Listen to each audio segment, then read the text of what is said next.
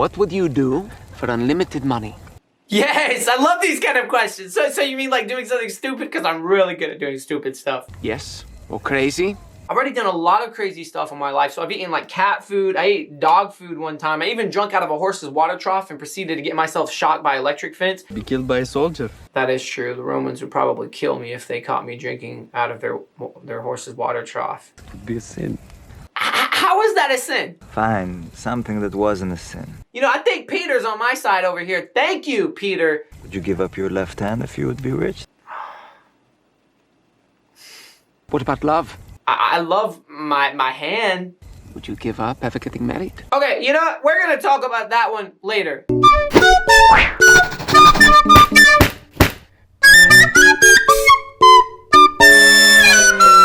Alright, ladies and gents, before we get started, make sure to hit that sub and subscribe button because I'm Billy Bob, and if you subscribe, I will write you a check on my hand right now for $650. I'm writing on my hand like every single take, and it's like blue. It's like a blue smudge now. Alright, guys, we're talking about The Chosen episode, which I've got to say it right, The Chosen Season 2, Episode 3. Trust me, that's a lot to fit into a video title because people are lazy nowadays and they don't even read anything. Alright, anyway, let's talk about this episode. I really, really like it. I think it's a fantastic episode. Let me throw this pen. I don't need it.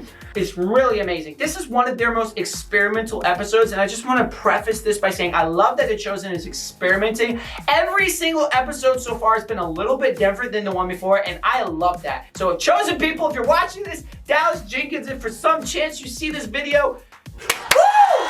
Woo! Good job, guys!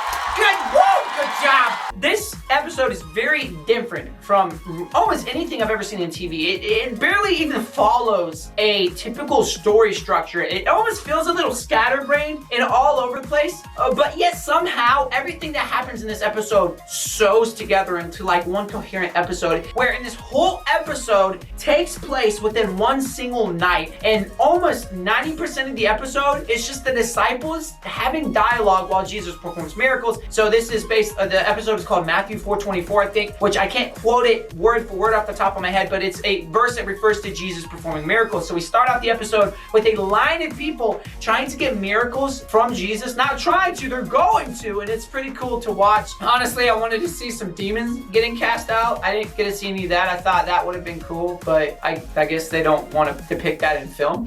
But I don't blame them. But like the whole episode is really just while Jesus is performing the miracles, the disciples talk about what it's like to be disciples. They argue with each other, of course, because, you know, that's going to happen at least once every episode. Hey, let's have an argument. No.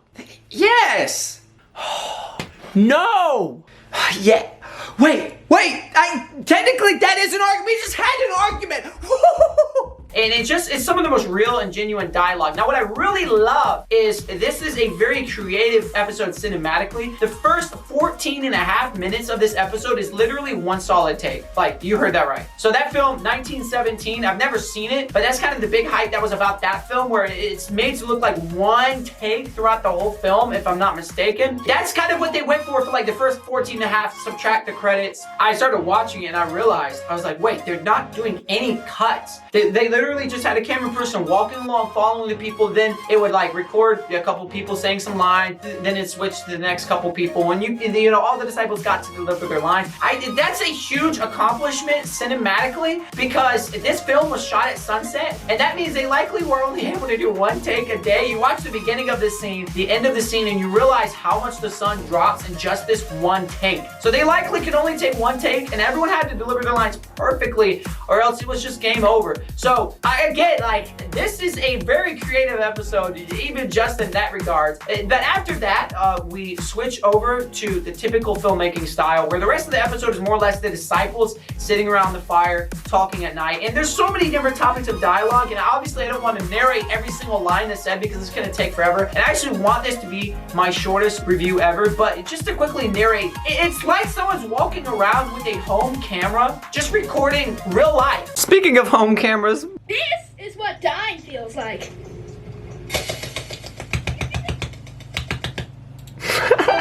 Whoa, you broke it. What in the world? Like, this episode honestly feels more like real life than it does as a TV episode. It just feels so real and so genuine, and you actually feel like you're becoming part of the disciples. Like, you're sitting down with them and talking with them because they're just having the most real, genuine, down-to-earth conversations. They talk about their perception of the Messiah. James the Lesser talks about how he has his own ailment, and it's really awkward, almost awkward for him to watch Jesus performing all these miracles, but yet he's afraid to go up to Jesus and ask Jesus for a miracle of his own. I feel like with all the dialogue that goes on, I can't even do justice by describing it in my own words. You just have to see it for yourself. And then after this, we have a little bit of confession time. The disciples talk about what they would do for money. Would you run through the marketplace with no clothes on, screaming? What? Why is that the first thing that you say? The first thing your brain goes to. The episode reaches a climax when, I feel so bad every time this happens. Once again, the disciples begin to pick on Matthew because they're talking about how hard it is to be a Jew, and they feel like Matthew's been cushioned his whole life because he worked for the Romans. I think they're continuing to forget this guy literally left everything. All of his wealth, all of his money, all of his, I don't know what I've got going on over here. He left everything to be able to follow Jesus, and yet they're unwilling to forget that. They demand an apology from him, but yet Peter, gotta love the guy, but sometimes he's a handful, shuts him off before he's even able to apologize. And you made my life even harder than it already was. And you haven't apologized.